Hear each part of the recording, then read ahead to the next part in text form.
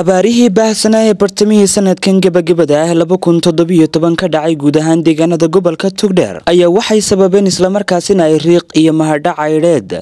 iyo baahi baahsan ay kaga tageen dadka xoolo dhaqatada ahi kaamka cagafta ee degmada Duruqsi ay ku nool yihiin dad kor u dhaafiyo 600 oo qoys ayaa waxa ka taagan xaalad bini'aadantinimo taasoo halis ugu jirta noolaanshahooda ma haystaan raashin hooy ay ka galaan dhaxanta iyo sidoo kale tuhu ay xidhaan intaba dadkani ayaa waxay ka warbixiyeen xaaladooda waxaana yiraahdeen anigoo ah gudoomiye ku-xigeenka degmada Duruqsi halkaan nimaka joogaan ay tahay cagafta Duruqsi oo ay ku nool yihiin ilaa 600 oo qoys oo soo barakacay oo ahaa dadkii xoolo leeyahay ee markii hore dalkeenaba u tijaarta ahayd oo qof waliba uu lahaa 1500 oo neef dadkii hantida noocaas lahaa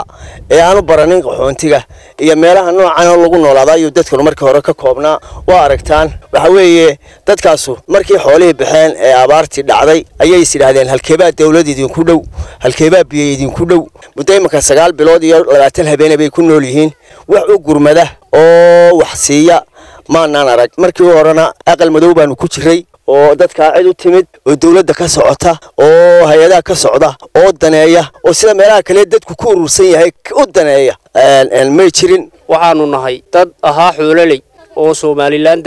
oo xoolii ay ka baxeen markay xoolii ka baxeen na soo miciin biday halkan cagaftan Duruqsi inay biyaheeda dul yimaadaan 9 bilood iyo 20 habeen oo halkaan naalay wax kale oo naga soo gaaray dawladda iyo hay'ad inoo keentay midna ma jiro waxaan leeyahay oo aan dawladda cusub leeyahay iyo hay'adaha wayna ilowday dawladdii hore hay'adina ma weyduna ilaabiyo wax guuri sidii dawladdii siilaayadu noqon ama dadkan weydunu soo gurman oo hay'adaha idinu soo diri doontaan hooy ma leh oo cunto ma leh oo dhar ba haysta oo ma haysta waa dadkan waxaan leenahay hadaa tiin dadka dad waa dad Soomaaliland hadaa tiin dawladda cusub ee maanta ka dhalatay dalka ama wadada dawladda hore du raaci ama dadkaydu hoos weey jaaliyadaana waxaan ku leeyahay deegaanka u dhashay si degdeg ah weyn dadkooda hoos ugu soo eega waxaan kala leeyahay hay'adaha kuwa beerasha noo soo xidhanaya intay sawirada qaadanaya kulbana jiiraya geesta ka dhaafayo hadoo imanina hadayda wax buusidin dadka waxa ma u keena ama ka taga hay waxaanu nahay dad xoolo dhaqataa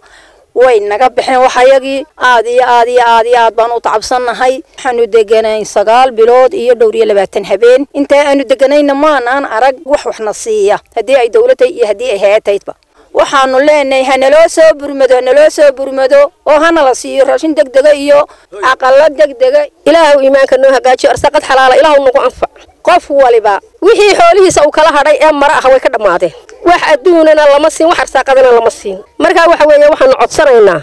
dawladda cusub ee Soomaaliland madaxweynaha dalka cusub qabsaday ee imka cusub wixii noo karayo inuu na siiyo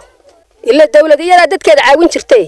oo hay'adaha noo amro oo hay'adaha marba intay nasawirtaan naga tagaya inaanay ama noo iman ama ay wixii ay noogu soo tala galeen noo keenaan in badan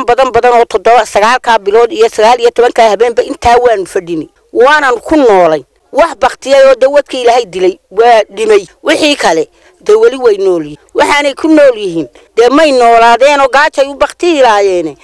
dadun bay ku nool yihiin oo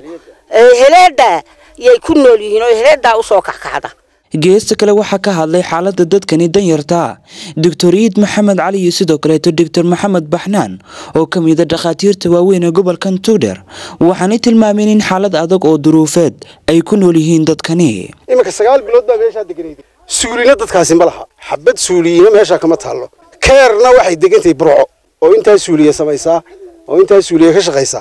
suuliya sameeyay tiraahdaa biyi halkan biyi baa yaala oo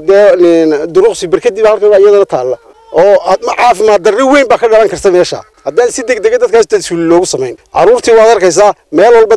waxay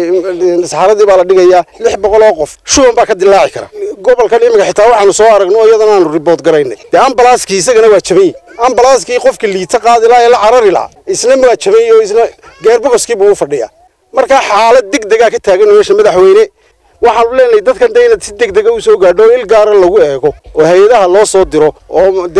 assessment kan faraha badan iyo sawirkan laga daayo wax qabad bay dadkan imika u baahan yihiin annagu imika dawo yar baan sidnay oo aan wax naf lahayn waanu ka soo qaadnay magaaladii Burco inta yar baan doonaa inaan u qaybino laakiin dad baahi wax ka taraysana maaha wax wada gaadhayna maaha meesha waxa noloshagay warkaan ku haynaa isheeduna qabatay waxa weeye 600 qoys inay degan yihiin meesha wax ka muuqata dadka tacab badan ma ka muuqata wax ka muuqata daal badan ma ka muuqda wax ka muuqda baahi badan ba ka muuqata caafimaad iyo nafaqo darro buu isugu jirtaa dadkaas in wax loo qabto waa degdeg baan u jecelnahay diyaarlaydi anaga waxaan wadnaa dawada yar baan u qaybin doonaa insha Allah dadkii xanuunsanaya Dr. Eid Maxamed Cali ayaa waxa uu sidoo kale ka hadlay xaaladda ambalaastii degmada Duruqsi ee u adeegi jirtay xaaladda caafimaad ee dadweynaha deegaanadaasi ku nool oo fadhida mushkiladda ugu weyn ee imka xanaanada taalla waxa weeye horta xanaanadu waxa weeye meesha kaliya ee xaaladda caafimaad lagala socdo ee degmada xaaladda imka sideeda kale waa iska okay oo waa shaqaynaysa xanaanadu mushkiladda ugu weyn ee maanta taagan Duruqsi waxa weeye ambalaaskiga fadhiya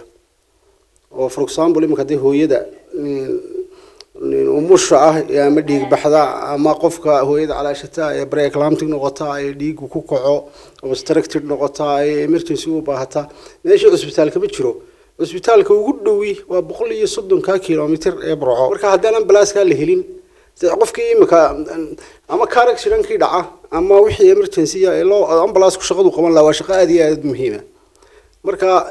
mas'uuliyadana waxa la haysto isudubaha caafimaadka ee gobolka Togdheer iyo wasaaradda caafimaadka ee gobolka Togdheer waxay haydeen xaaladda degdeg wax uga qabato isku soo wada xooriyo dadkan dayarta ayaa u baahan taakule bini'aadantinimo taas oo lagu taakuleeyo laguna badbaadiyo xaaladda nololeed ay ku nool yihiin waqti xaadirkani Khalid Bakayle fogaan aragga xorta Star TV Burco